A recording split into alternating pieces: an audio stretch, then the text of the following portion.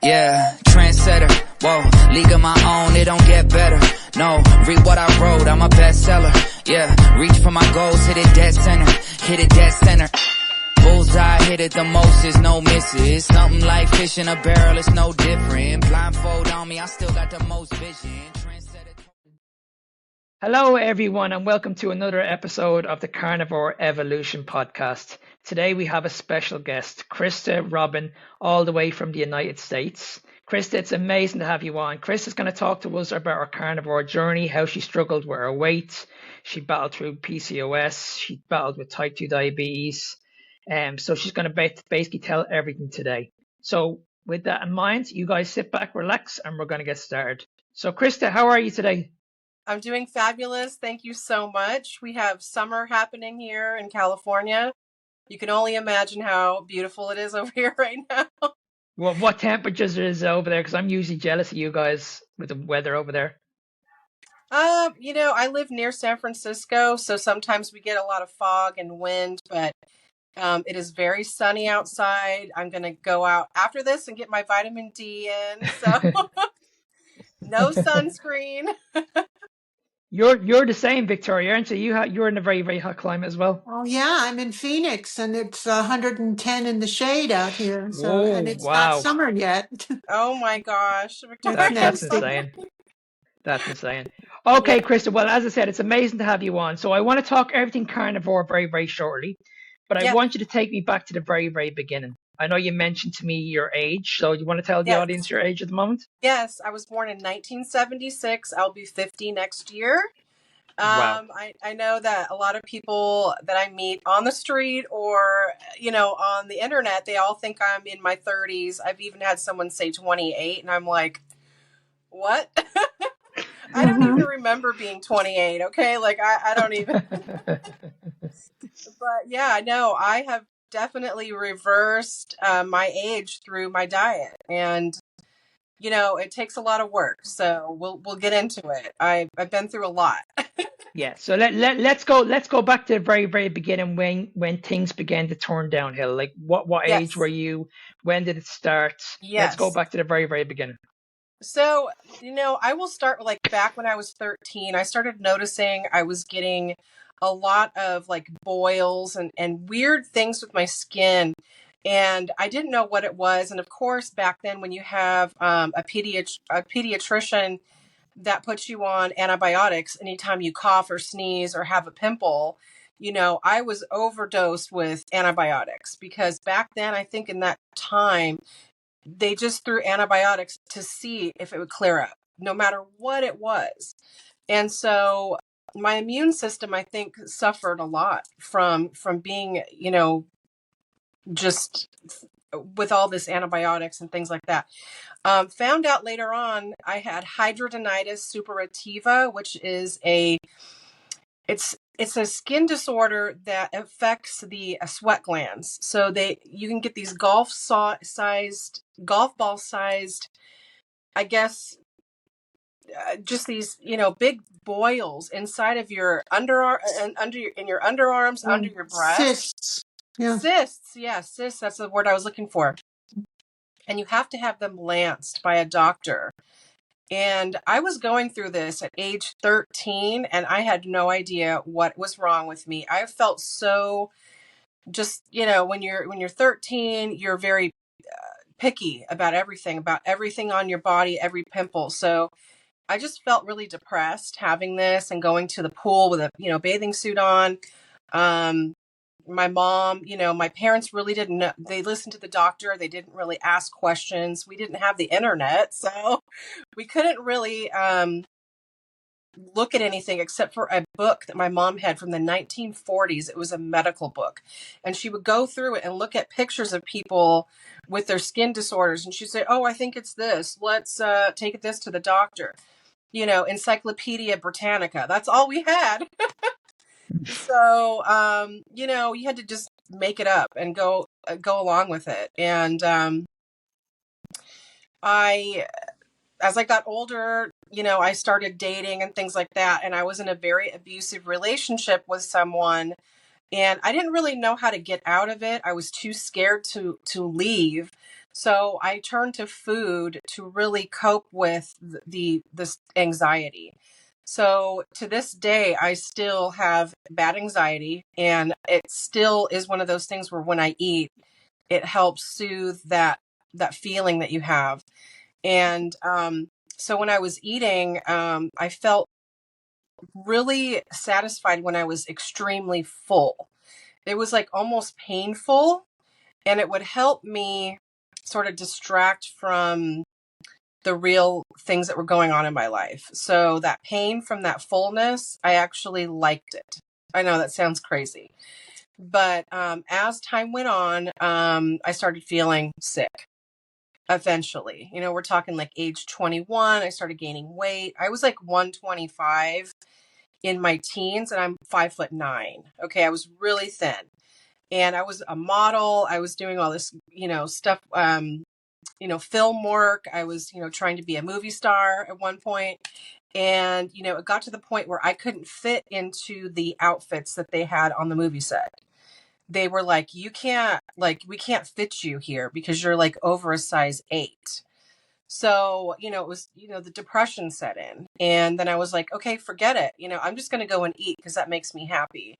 So, I would eat things like giant hoagie sandwiches. Bread made me feel good. Pasta made me feel good.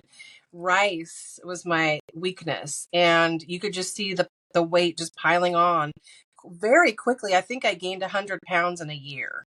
So I went to the doctor. My parents saw that I was gaining weight, and they took me to a gynecologist, and I was diagnosed with PCOS. And I didn't really know what that meant. Still early internet. I have no idea what this means. And then you don't know how to deal with it other than they put you on birth control pills and just hope something happens, right? They hope something just happens. And the weight just kept piling on, and I was like over 200 pounds at this point. And the depression was so bad that, I wouldn't go anywhere. I would just sit at home and just eat.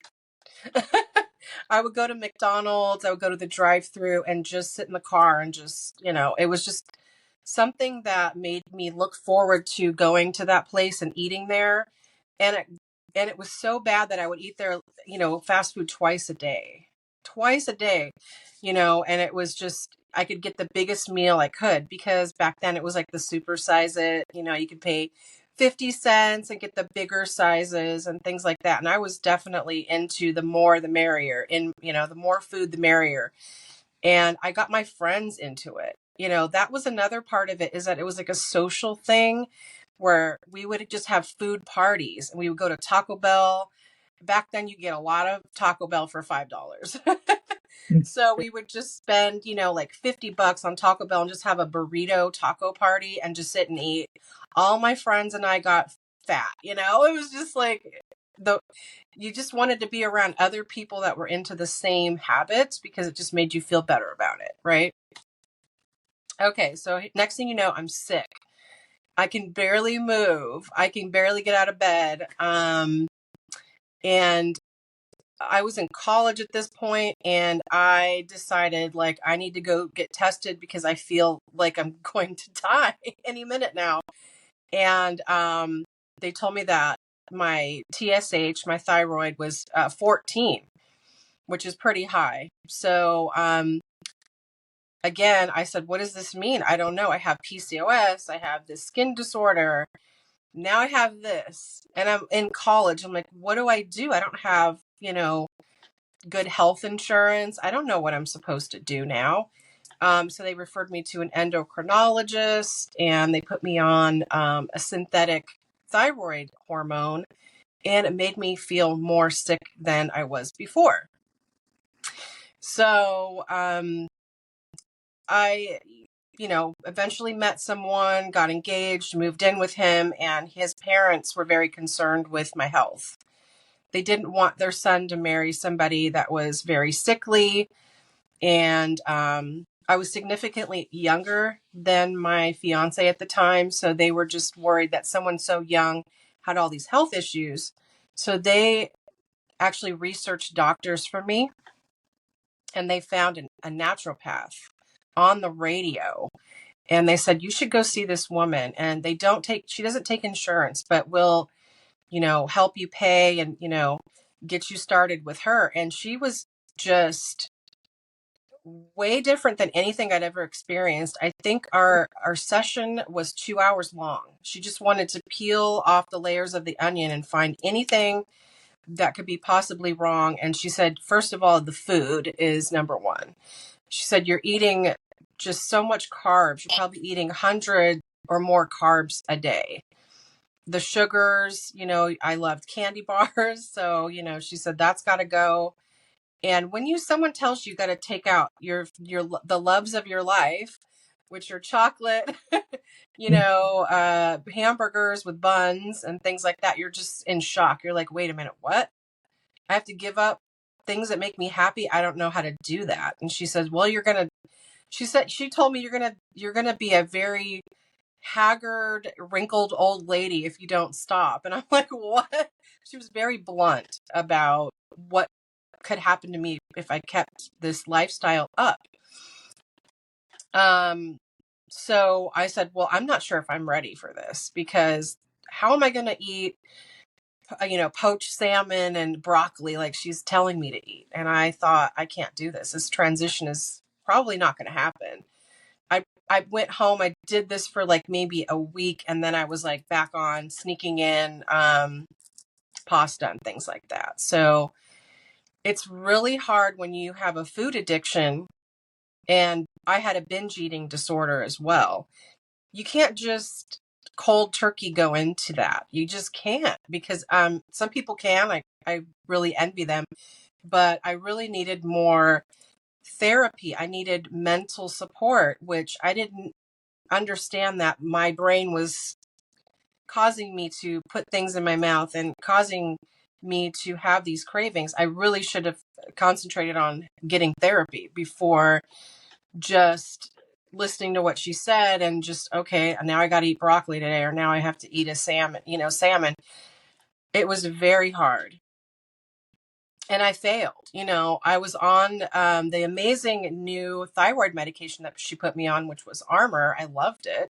I saw results right away. I noticed that my inflammation was starting to go away. I will tell you that when I wasn't on Armor, my fingers, my feet, everything was so swollen. I couldn't buy regular shoes. I had to buy double, like the wide shoes, and I had to go to specialty stores. And I was so embarrassed because I like very feminine, shoes and clothes and things like that. And I just couldn't fit into something like a heel or like a Mary Jane flat or something like that. I had to wear these like giant loafers to get my feet inside. So after I got on the Armor, I started noticing difference right away. And I just decided maybe I need some other type of medication to go with this therapy, because she had me on 1,000 supplements that I felt like weren't doing anything. So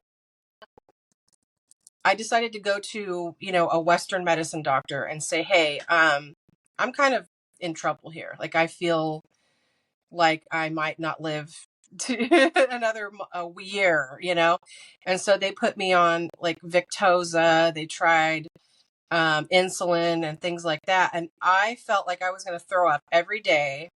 I felt so sick and dizzy and weird. I said, I don't think I can do this either. Like, I don't know what to do. So I ditched the other doctor, and I wanted someone that was a little more compassionate, a little more, I don't know. I needed my hand held through this process, because I just needed some more, empathy or something. So I found this woman finally, and she's a Chinese medicine doctor who also uses Western medicine. So she kind of integrates it together. And she found that, I just really needed to start meal replacements, which I wasn't excited about. But she started me on this protein shake made with peas. And even though that's not an ideal thing, it actually helped me get out of my food binging and my addictions. It actually kind of jump-started me into the lifestyle that I live now. So she was big on keto, and that was the first time I had really ever heard the word keto before, and low carb. My A1C levels were like a 9, 10. Like I was full diabetic at this point. And she's like, you need help. Like, and you need to go home and be really serious about this because you're too young to be having so many problems, And I was, planning a wedding, and I really wanted to look good in my dress. So I had the motivation because I knew that my wedding was coming. I wanted to look amazing. And so I jumped into the gym. I had a free gym at the job I was at, which not everybody has that luxury, but I did at the time. And so I was in the gym every day for like 45 minutes. I would do treadmill and then just weightlifting. That was my routine: treadmill, weightlifting, 45 minutes. And I just started seeing just melting. I was just melting. And I was, I had to buy food. I mean, clothes every couple months because I was losing weight so much. And her diet, I will have to say, it was more of a low fat diet. It was a meal replacement with low fat. It was like turkey, chicken, vegetables. But let me tell you, I think the real reason why I lost the weight is because I wasn't eating processed foods anymore. No more processed foods, no more sugar. That was my key to what was really wrong with me. I was eating too much processed stuff before. And so, the internet was starting to talk about keto and more of the animal-based diets. And I thought, okay, I really like meat and I wish I could have more, because she had me on a very small portion of meat and a big portion of vegetables. And I was like, you know what? I really crave meat. I want more. So I, of course, joined a Facebook group. It was keto, more of the animal-based type of keto. And we would meet every other week or so, and we would order food at a restaurant in a keto manner. So we would say to the waiter, we'd say, hey, we want meat and we want to order extra portions of meat if possible. And then we would order in these very smart ways. We'd go to like a breakfast place, and we'd say, hey, we want 4 eggs. And they'd be like, okay. And then we want some avocado. Okay. And then we would totally be able to tailor our food at the restaurants. You can do that. You can ask for extra portions of meat. They'll charge you for it, but they'll do it. So we learned how to eat. And it was funny because right before my wedding, I went to try on the dress, and they said, oh my God, the dress is too loose on you. We're going to have to do alterations all over again. What happened? And I had to pay again for them to do the alterations. So I was like, well, I'm not really complaining. And then it was a couple days before my wedding. I went to go pick up the dress. I put it on. It was like slipping off again. And I'm like, oh God, you guys. So in my wedding photos, I have like a really baggy wedding dress on, but I didn't really care. I was like, you know what? I'm healthy. I feel really good. And everyone could not believe my transformation. They were just like, they didn't recognize me, period. They just didn't know. They thought maybe that he chose a different bride or something. I was like, no, it's me. But, the weight was just falling off. And, being married is wonderful, I guess, the first couple years, at least for me. And then, things started to get stressful, and, he had some health problems, and then things just didn't really pan out the way you imagine them when you're married, I guess. And I decided I wanted to get a divorce. And so I wanted to leave, and the stress from getting all your stuff from your house and getting a lawyer and moving on your own into an apartment by yourself and paying rent by yourself. It was a whole like anxiety attack. I just couldn't handle it. I thought it was going to be much better than what it was, but I had to go to therapy. I had to take medications. I had to take I don't even remember what I was on because I had them change it so much.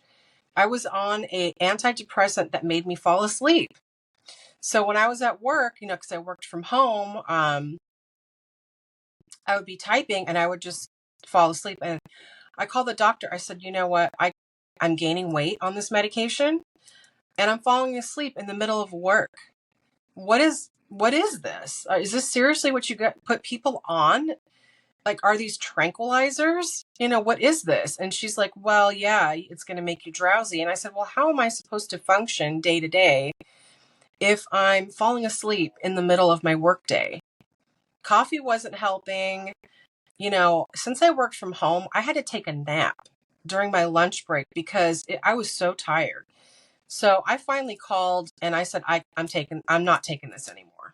I would rather have anxiety than fall asleep while I'm trying to work.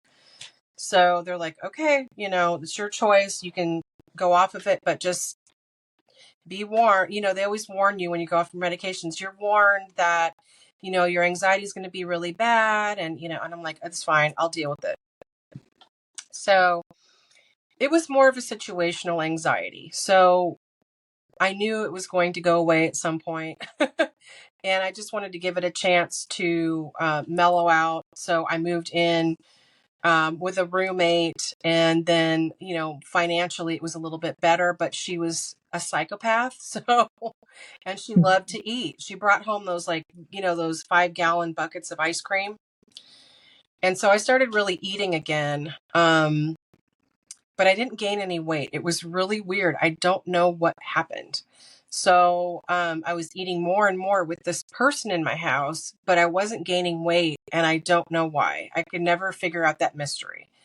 Maybe my metabolism was so good that, you know, I was able to process that food better. But she actually, she attacked me. She tried to hit me, and she did hit me. And she tried to break one of my fingers. So I had to move out. Yeah, she was crazy. And I moved out again. And of course, rent's $2,400 a month here. And, you know, you have to make about $90,000 to $100,000 a year to be alone, to live alone in this area. So, I mean, I wasn't making that much, but close. You know, it was tough. It was very stressful. And I just I dropped all my medications, you know, except for my thyroid medication. I take that every day, but I really just just let life just go. Like, I just didn't care. It wasn't really working out anymore. And I could feel that inflammation coming back. Like, my hands were just swelling up. And so I I lost my job. So that was an important thing because I lost my insurance. And so I had to go to a free clinic. And that was kind of how things went awry. Because going to the free clinic, you're getting a random doctor or a nurse practitioner. You can't pick or choose who you're going to see. You're going to get a random person, and you're going to get a random diagnosis as well. And so I went in and I said, I think my diabetes is back.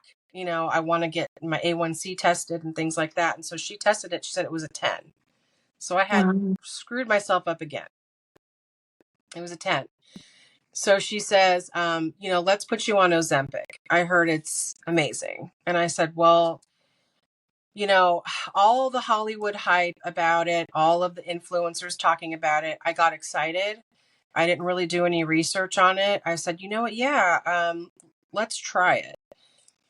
So I went to go pick it up, and this was 2 years ago. And I went to go pick it up, and the pharmacist looked at me and they said, have you been on this before? And I said, no, I've never been on this. And they said, well, this dose is a little high. And I said, okay. I said, what does that mean? And she says, well, the doctor probably gave you this dosage for a reason. And I'm like, I don't know what to say. I don't understand. So she gave me the prescription. I went home. I took the medication and I felt fine that day. But when I woke up the next day, I completely lost my vision. Like, it was just blackness. And I was crawling on the floor trying to find the bathroom. I threw up for like 10 minutes and I passed out on the toilet. Like, my head was like in the toilet. And I called my mom. She came out. She took me to the hospital, and they took forever to admit me. And I kept passing out, like falling, passing out in the hospital waiting room. And they finally took me in. And, when they got me admitted, they said, oh my God, your heart is stopping. That is why you're passing out. And so I said, you're kidding me. They said, yeah, your heart keeps stopping for like 20 seconds, 22 seconds. And I was like, that's a long time for, to continuously happen within, like a couple hours. It just kept happening.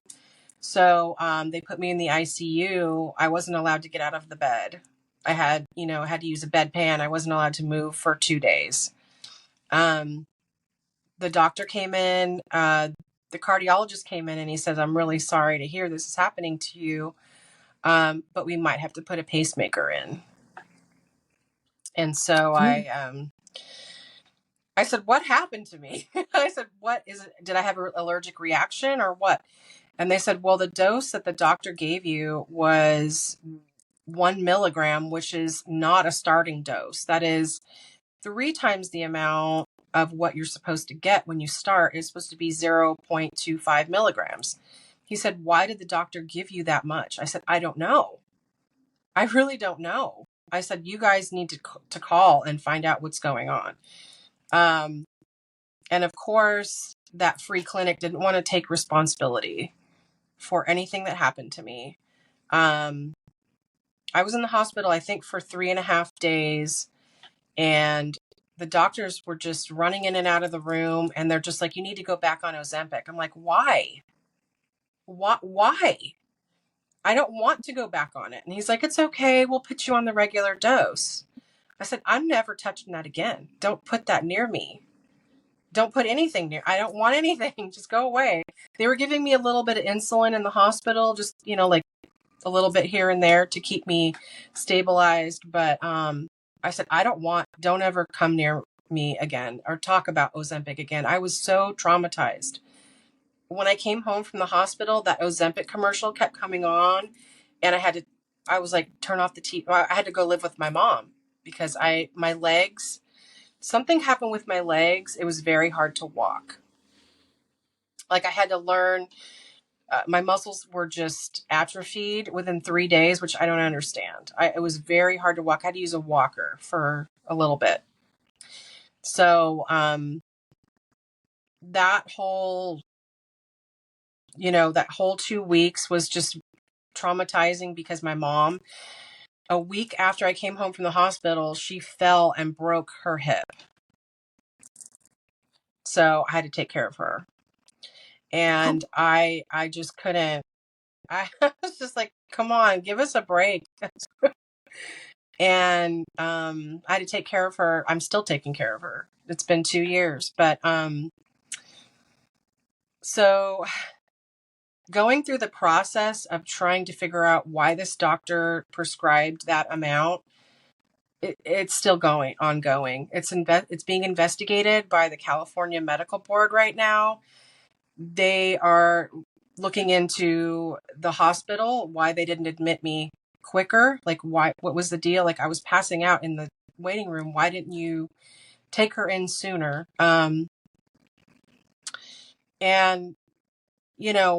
I wasn't hooked up to the monitors or anything until way later on. So, they want to investigate them, the hospital, the free clinic, the doctor that helped me there, and of course the pharmacy, because remember, they questioned me without calling the doctor. So there's many layers and many filters of things that I went through, which someone could have caught it. The pharmacy could have caught it, and said, hey, this dose is not the starting dose. Hey, let's call the doctor right now, because this is a red flag.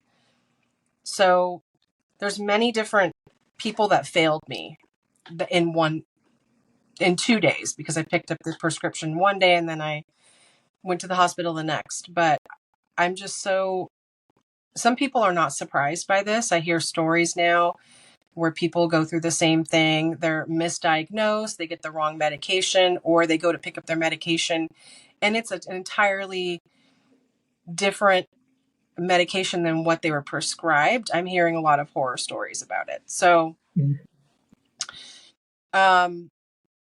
when I was trying to decide what to do with myself after the Ozempic, I had brain damage from this because my heart stopped too many times, and they said that I will have temporary brain damage for several years. It'll eventually heal and go away, is what I was told.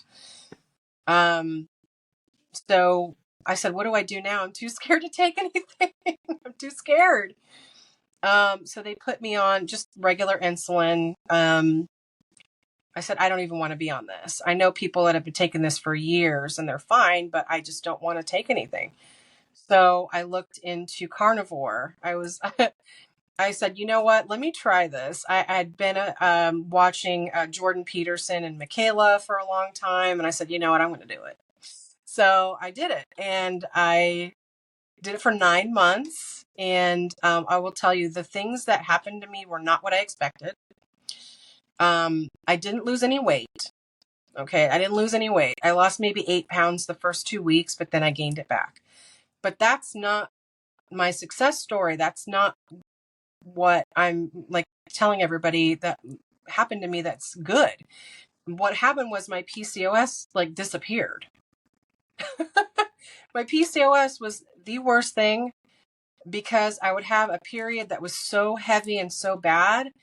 I was wearing a period diaper for a week. And, having a period that heavy, you just feel like you don't want to move. You're going to watch Netflix and just sit around and do nothing.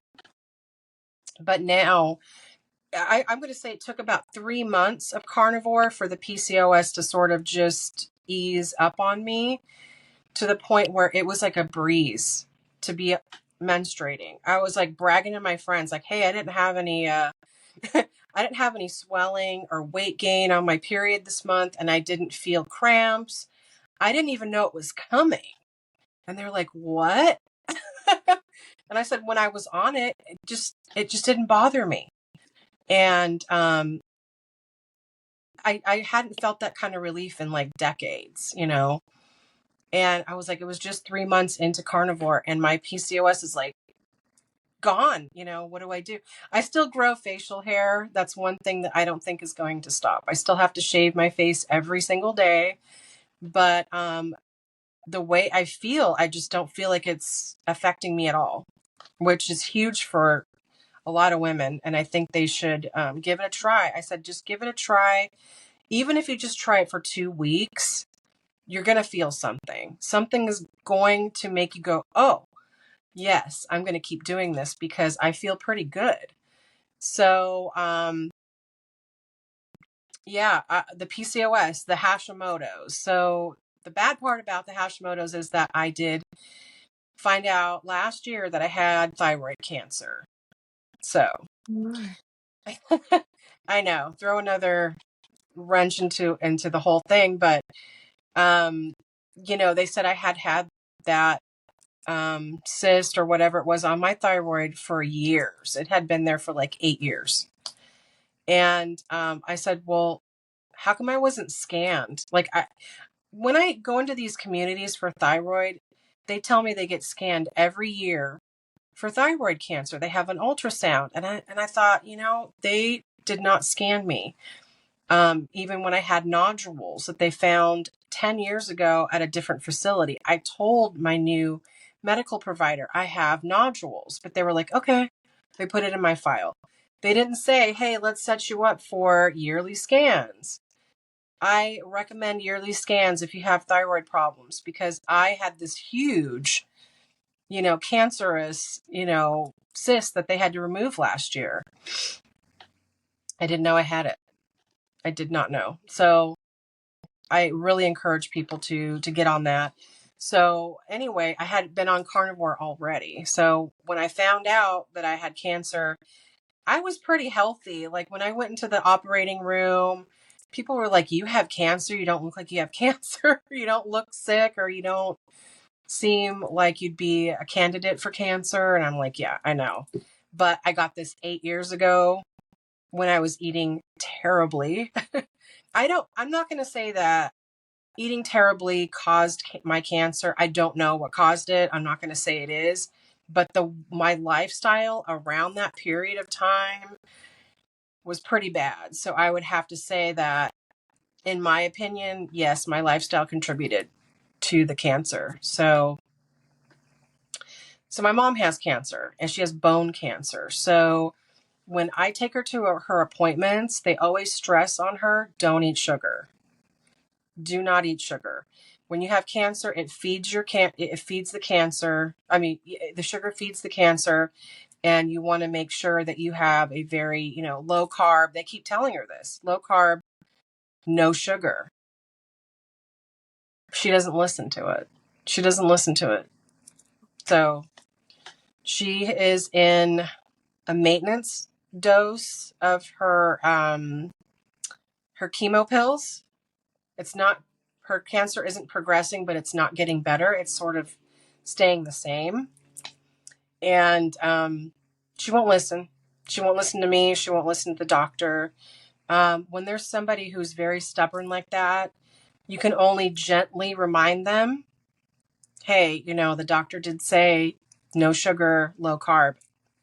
All you can do is just remind them. You can't really sit and argue. I don't like to argue with people if they're that set in their ways, because I know I don't want to end up getting in a fight over it, because then they end up resenting me and saying I'm being bossy or pushy. So, but it must be hard on you, Krista, watching it. it is. Because I was the same. I lost my parents last year to cancer. Oh my God. And I had 3 years experience with carnivore, so I knew a good bit about carnivore. Yeah. And I knew that the situation was wrong. Yeah. We were told back in November 23 that they only had 6 months to live, both of them. Both of them. And I had told my partner, I said, listen, you need to listen to me. Okay, your mother and your father needs to listen to me. Just trust me on this. Remove the sugar, put them on a high-fat diet, just eliminate it. But the argument was, because they're in their 70s, they've lived their life. Leave me alone. Let me enjoy my sugar. Let me enjoy my alcohol. Yes. And honestly, it killed me. It absolutely killed me. It is. It does. And what made it worse was they were actually encouraging it. They were feeding her more sugar in the hospital. And I watched these two deteriorate in front of my eyes for 6 months. 6 months. The pain these people went in until they're not here anymore. For me, I've said this on so many podcasts. It's the biggest regret I have is I didn't do it more. Yeah. Yeah. My mom's a spicy one. She will tell you what she thinks, and she will not be nice about it. So I have shown her reels. I've shown her Dr. Berg. Dr. Berg is a very approachable guy. He's, he has some great information that's really easy to understand. And my mom's, almost 80. So she has troubles with the internet. I can't send her a link, right? She doesn't know what to do. So I have to show it to her and say, hey, Mom, look at this is Dr. Berg. I've been following him for years. And this is why I look so good, and she doesn't believe me. I mean, she's just like, she's telling me I'm eating too much protein when I eat like with her, and I order like an extra patty if we go to like the burger place and I get just the patties and I order the extra one. She goes, why do you do that? It's too much meat. That's too much salt. That's too much fat. That's too much protein. Your kidneys are going to explode. This is all the stuff that they learned in the, I'm just going to say 50s, 60s. That's, the whole thing, like you're going to die if you eat red meat thing. That's been engraved into her brain, and she won't listen to me. I swear if I showed her a video on the sugar diet, she'd be really excited. But, it's... I cannot encourage her to do anything. I did tell her, I said, the doctor even told you, no sugar, you're not listening to him. But I'm going to die anyway. So I'm sure it's like when you have a parent that, has cancer and they drink and things like that and they eat sugar, they're just like, I'm old anyway. It's just like they just kind of give up. So yeah, and I had this as well, because many of her family were saying just leave her alone, like she's in a good place, and I was like, you don't realize that she's being selfish, she's leaving me behind. Right. I'm an only child. Like, exactly. So I'm like, okay, hang on. I had to have this conversation where I say, listen, you're leaving me behind. Like, you're the person that's going to be in pain here is going to be me. Right. Like, you're not going to be here anymore. You know right. what I mean? I had my first Christmas last year without them. And I had to go away. I couldn't be here. Yeah. I had to go away. So before she was going through this, I had to have those hard conversations where I say, listen, like, please stop this. This is rubbish. Like, you don't understand that, yes, you've lived your life, but you're leaving me behind. And I'm doing whatever it takes here. I'm going home and I'm crying into a pillow. And I'm like, you know what? I can't deal with this. Like, you don't understand the stress that I'm going through at the moment. And that's when I had, in a way, I feel like I had to be strict with her, but I didn't want to be because she was in a lot of pain. But I felt like I had to have that conversation with her, because if I didn't have that conversation with her, I would have lived my life with so many regrets. Mm-hmm. You know, you know, that kind of way. So yeah, I can understand, but I just feel that when people are in that situation and they're talking this way, they don't realize they're being selfish. They really are, and they don't realize it. Well, it's a true addiction. It absolutely impacts, sugar impacts the same cerebral centers as heroin, morphine. It's an addiction. And until they recognize that and maybe make the effort to stop taking it in, it's not going to happen. Mm-hmm. And that's where the selfishness comes in. This makes them feel good. Mm-hmm. And you can't take that away from them. It's important to them. It's right there up front, close and personal, and you can't make them stop unless they recognize it and are willing to stop. It's very sad, isn't it? It's very sad. It's terrible. Yeah, very defeating. My father died when he was 65. He had an invisible disease. He was a very thin man. So, everyone thinks thin is healthy, right? Yeah. He died from heart disease. And I cannot pinpoint how that happened because, I know he smoked a lot. I think he was a smoker when he was a teenager, and then he smoked until the day I took the pack out of his hands and threw it in the garbage when I was like 8. So he smoked for a long time, but he had not been smoking for a long time. Right. So I don't know how his heart disease came about. I really don't. He wasn't a big eater. He did snack on, candy bars here and there, but he'd cut it into these tiny pieces. My mom told me that he had an eating disorder. So I don't really know.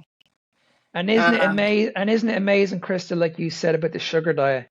We're all falling on this trend where you look at everybody like Mark Bell, all these influencers, they all look amazing. They have the 6-packs, and everybody's looking at this and saying, okay, this guy's healthy. If this guy looks healthy, he has the 6-pack, then I can do it. And that's what we're fixated on. At the end of the day, sex sells, and that's what's happening in the industry at the moment. Every time you look on social media, everybody has their tops off. You look at the women, look at me, I look amazing, and it's like, holy jeez, this is really, really bad. And then you look at the diet, it's like, you don't realize, you know the difference between visceral fat and external fat.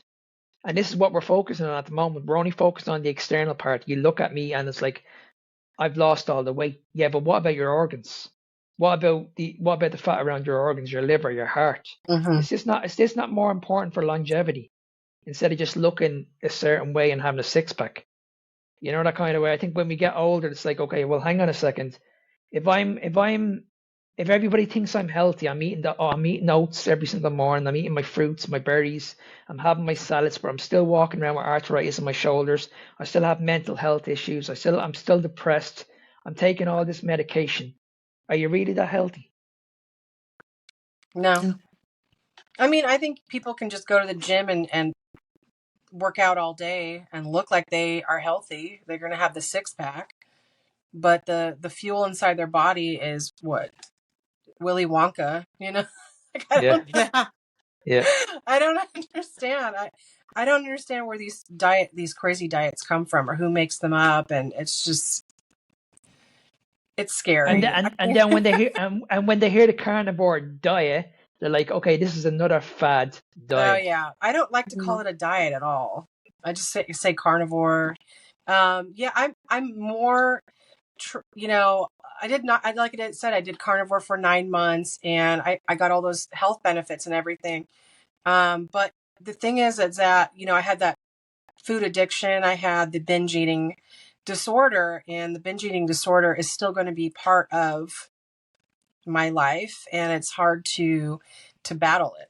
So I had to include a little more variety in my dish and textures. I knew somebody that went to it was like a eaters therapy camp or something, and what they taught them was that different textures on your plate would help like alleviate the binge cravings.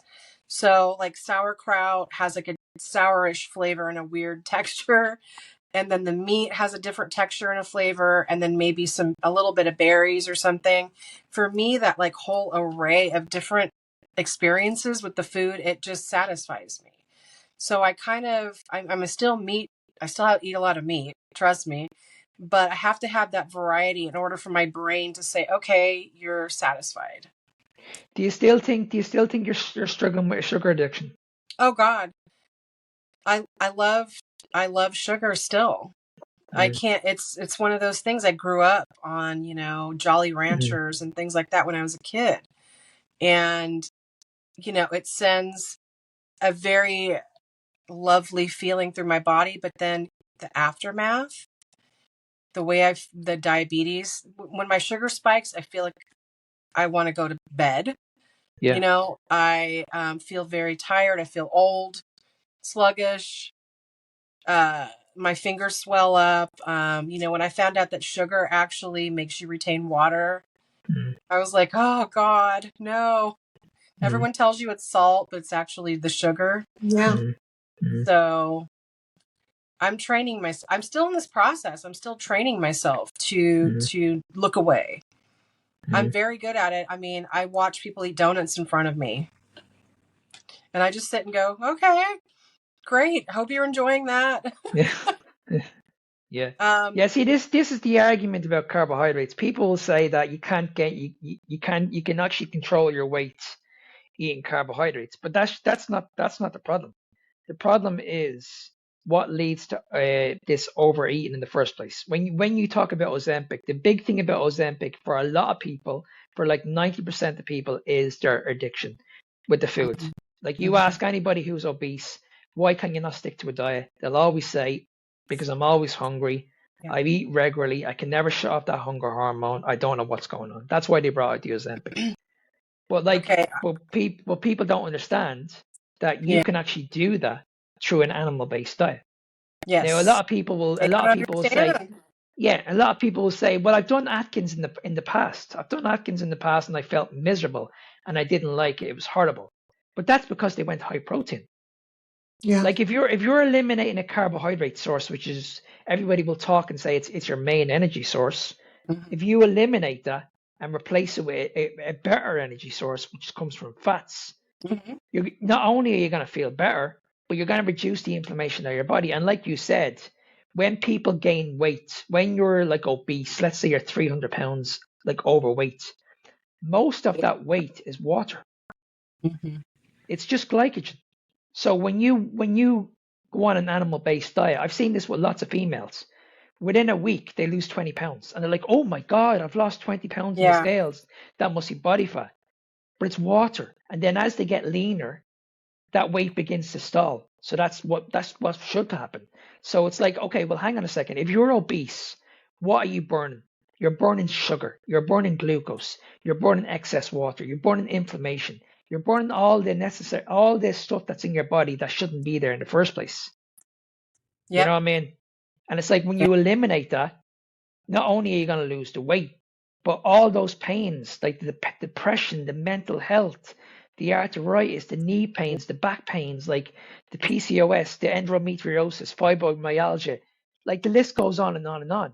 And I've always said to people, like, listen, I'm not a doctor. I've been doing this for 4 years, and I've always said to people, like, listen, I'm going to state it clearly that I'm not a doctor. But in Yeah. 4 years, I have worked with over 250 women, Oh and I my have God. seen every single condition from type 1, type 2, dementia. I've had ladies that have been in severe pain with endometriosis, and they've gone to the doctor and they've said, listen, there's nothing we can do. There's nothing we can do. I've had women come to me and saying to me, all I want to have is a family. That's all I want. But you have to go down to the doctors will say you have to go down the IVF route. The IVF route costs around $10,000, $15,000. Oh yeah. You take these women on, you put them on an extremely high fat. Within 6 months, I get a message, Mark, I'm pregnant. Oh my gosh. Wonderful. Like, what do you want me to say? And then when you go back to the evidence with the doctor, and the doctor is saying, how are you pregnant? And then the doctor and the patient will say, I'm on a high fat diet. Guess what the doctor says? You need to get off that diet because it's going to kill you. Haha. I want to tell you something. I had a hormone panel done a couple months ago. And I wanted to know like how close I was to menopause. I said, how close am I? And he goes, you could still have a baby right now. I was like, what? I'm almost 50. Do not give me any ideas. Okay. Like, I don't think I can mentally have a baby. But you know, he said, you're fine. Get lost. That's amazing. That's what I was going to say to you, Krista. Like, where are you in your life at the moment? Are you happy? Like, what's going on? I know you've been through an awful lot of trauma, but now, where are we now right now? My stress is pretty bad. I had lost my job. I've been out of work for 6 months.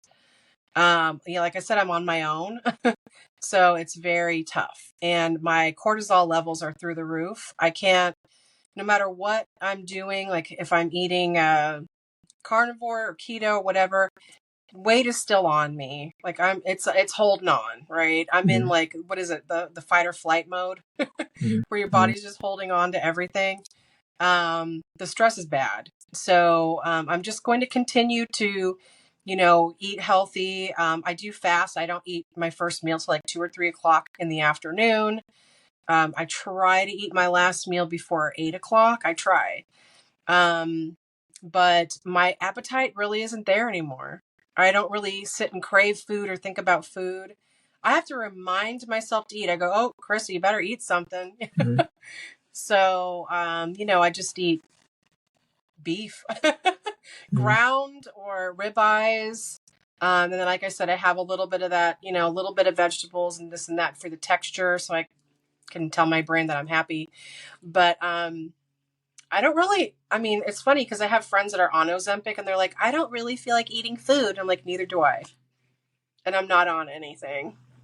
If you would just listen to me and do what I'm doing, you wouldn't have to pay all that money for these shots and go through the things they tell me, the diarrhea, the cramps, they feel unwell, just generally just feel like weird.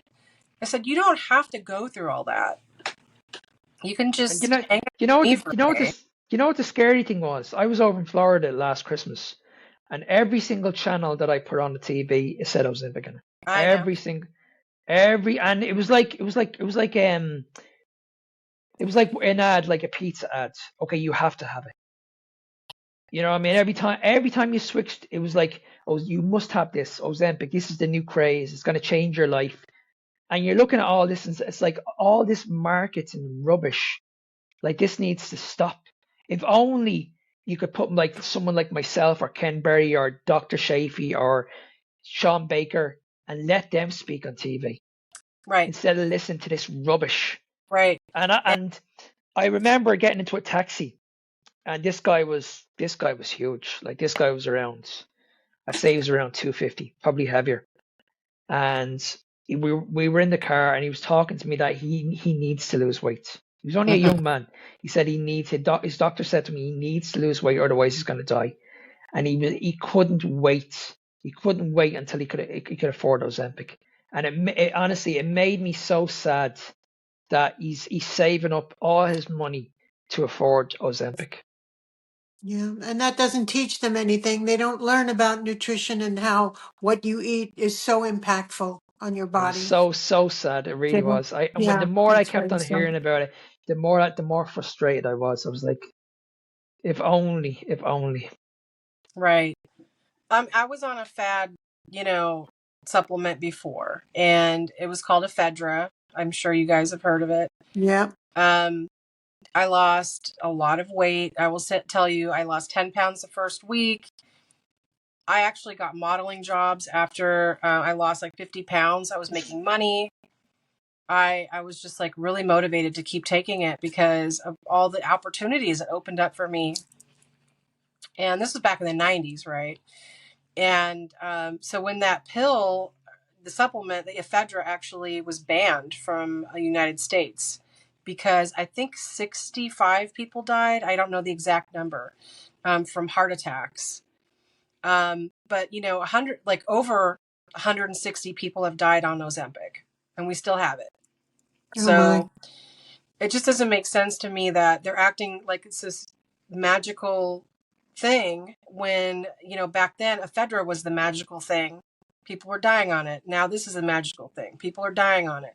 People are surviving, weird anomalies on it, and everybody that I know that's taken it tells me something bad about it. There's no like, oh, it was a smooth process, I feel amazing. I don't hear that from many people. It's always, I stayed in bed all day, I had diarrhea, I was throwing up. It was just, why do you want to put yourself through that?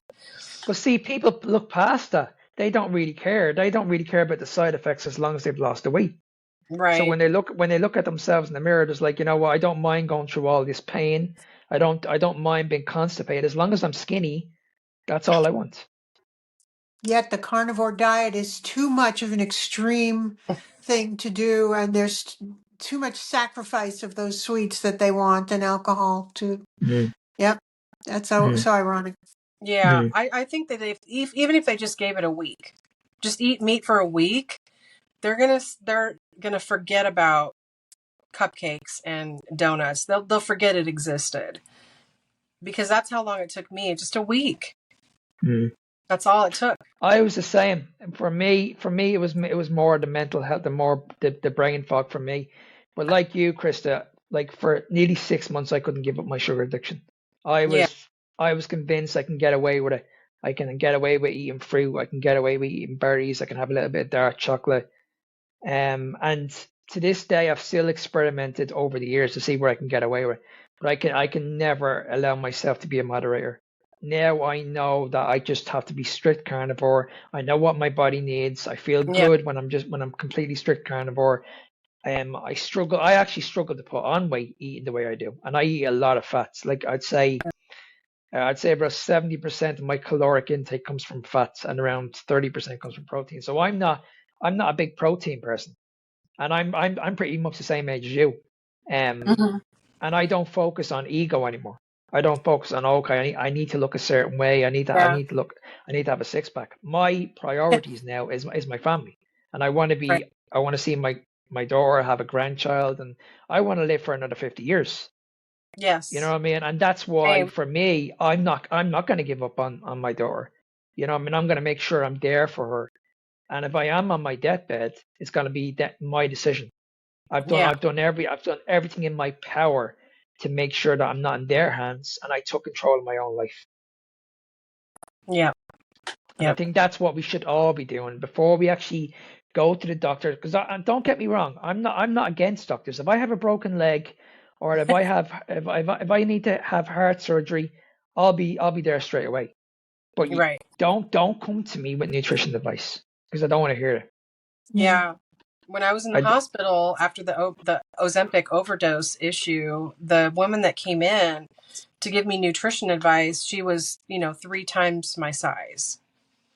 And she's giving me advice about eating. And, of course, it's the food pyramid she shows me. It's amazing, isn't it? It's crazy. You can have carbs, you can do this. And, I sat there, I was like, okay, great. I didn't even listen to her. I was just like, whatever, Mm. And I know you mentioned this at the very, very beginning about our parents in the 1960s. We were taught all this. I was taught this 20 years ago in nutrition school. When I went to nutrition school, I spent a fortune on this. We were told, okay, you follow the food pyramids. The majority of your diet should be rich in carbohydrates. Make sure you're eating fibers. Their place should be the rainbow on it. We should be focused on lean sources of protein. When it comes to the fats, very, very minimal, if any. You shouldn't be having anything. Keep your cholesterol low. Your cholesterol should never be as high ever. And like you, 5 years ago, when I came across this podcast of Carnivore, I was like, this is never going to work. Like, how is this going to work? Just eat meat, your cholesterol, eat fat. Surely if I do this, I'm going to have a heart attack. And it wasn't until I went against it and I said, you know what, I'll just try it. I'll just do it for 1 week. Within 1 week, all my symptoms just disappeared. I was like, holy shit, is this just me? I was like, okay, it's not just you. Yeah, and I was like, let's do it another week. And then I was getting better. And I was like, okay, I can't keep this to myself now. So what I said was, okay, I'll do this for at least a month. I'll do it for a month, and then I'll start talking about it. And then I said, right, okay, I've done it for a month and I feel amazing. Now I need to do more research. So looks at all the big influencers, Michaela Peterson, Jordan Peterson, like everybody. I studied this for like 6 months nonstop. Like I studied this diet more than I ever done in any diet in my life. And the transformations and the people that were coming out with the stories like yourself. This is why I love having these conversations with you, like, because I like hearing these stories, because these doctors and these nutritionists and these dietitians will base everything on science. Like, trust the science, trust the data, trust the research. But I'm like, I don't care about your research. I want you guys to listen to Krista. I want you to hear her story. Are you going to tell me that her story is like bullshit? Like, I don't care what studies you have. You need to listen to this woman. This woman has gone through an awful lot of trauma in her life. And you guys are... Sorry, go ahead. Just show people, I'm sorry to cut you off. I just wanted to say, when the proof is in the pudding, I said, look at me, look at my hair, look at my skin, look at pictures of me 10 years ago. I had horrible skin. My hair was falling out. I didn't look, good. I looked sickly. And I said, just look at the pictures. You can't argue with me when you look at me in person and then look at those pictures when I was in my 30s. Somebody's going to be like, holy crap, either you had, like a face transplant or or you're wearing a wig, which I'm not. I grew all my hair back by eating animal fats, and my hair's super shiny and thick. And I put animal fat on my face every single day. It's amazing, isn't it? It's amazing. And I know, Victoria, you struggled with gout for over 30 years. And like, what were the doctors saying to you? To avoid red meat and alcohol. And that was it. That was the most they could help me with, and take some pain relievers. And there really was no cure and no help. It just wasn't helpful. And in listening to Krista's journey, it really reflects a lot of my life. I had PCOS and endometriosis, and that was cured with a hysterectomy. So it wasn't there. I had fibroid tumors too, Mm. but carnivore really helped. The fibroids they're gone. Oh my I gosh. had them in both breasts, and every year I'd have a mammogram, and I'd have to also have an ultrasound. And they'd say, "Oh, this is very troubling. We see these growths," and they had to make sure. They never gave me a biopsy, but they had to make sure that they weren't cancerous. And then a couple of years ago, I went for a mammogram, and they were just gone. And I asked about them. They said, "There's nothing there. We don't see anything." So they could see through the tissue now that used to be dense, that used to be fibroid tissues. And the years of pain, and I had a period for 2 years solid Yeah. before they allowed me to have a hysterectomy, and they still called it elective, and I had to pay big Oh bucks for my it. gosh. But yeah, Oh, ridiculous. They have no clue sometimes about that the whole No. situation. But carnivore has really helped. Really has helped. I want to be respectful of your time, Krista, but before I let you go, if anybody's listening to this right now that's in your situation and is really, really suffering, what message would you give these people? Just give it a week. Just give it a week. I was addicted to food so bad that I made myself sick, and it's going to take years to unwind that. And I'm still on that journey, but just give it a week. Listen to Mark. Do your research. It's not just us three that have done this. There's a whole community out there. I encourage you to join Facebook groups, especially the Instagram community has been just so amazing and so helpful. I have new friends here, that give me support, but also get yourself a carnivore buddy. You really need somebody to, check in with you every day. Like, how are you doing? Are you having food cravings? Let me talk you through it. You really just need a support system too. But, it's really, at the end of the day, it's all you. You're the star of the show. You have to make the decisions, and you're gonna feel so young and good. Like, if you want to feel like you're 16 again, I'm telling you, like, I can hike uphill. I can do all kinds of things I couldn't do 10 years ago in my 30s, and I'm doing it now. So give it a week, give it a try, listen to Mark. Yeah, and um, I just want to add in as well that for anybody's listening, we need to move away from weight loss. We really yeah, do. Yeah, yes, if your body's in so much pain, you need to understand you need to heal the body. And that's what Chris is going through at the moment. She's healing her yeah, body, and it's taking a little bit longer. But I'm absolutely convinced, Chris, that the more you keep on doing this, in 1 year's time, we're going to have yeah, a different conversation.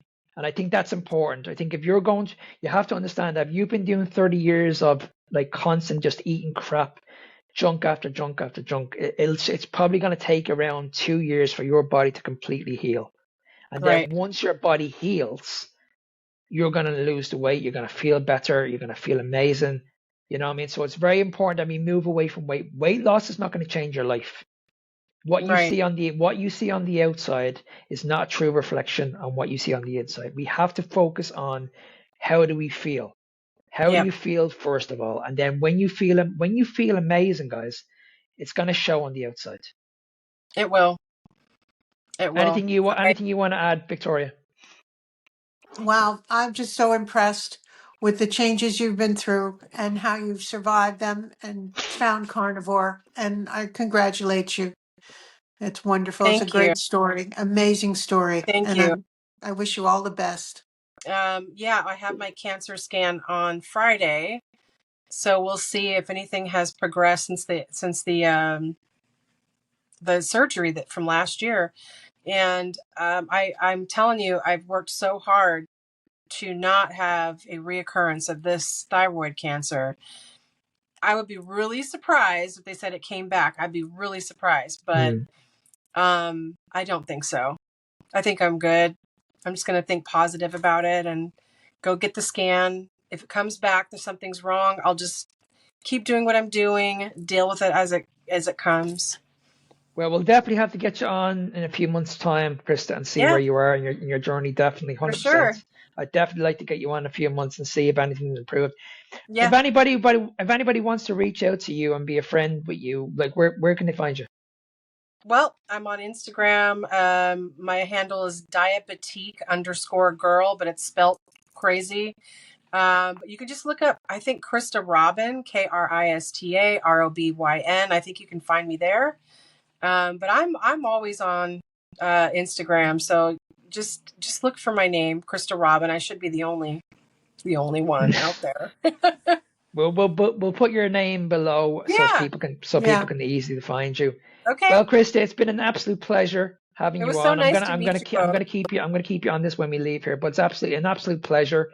And I'm looking forward to having you again on very, very soon, in a few months' time, All hopefully. right. I'll be happy to come back. Thanks very All much. right.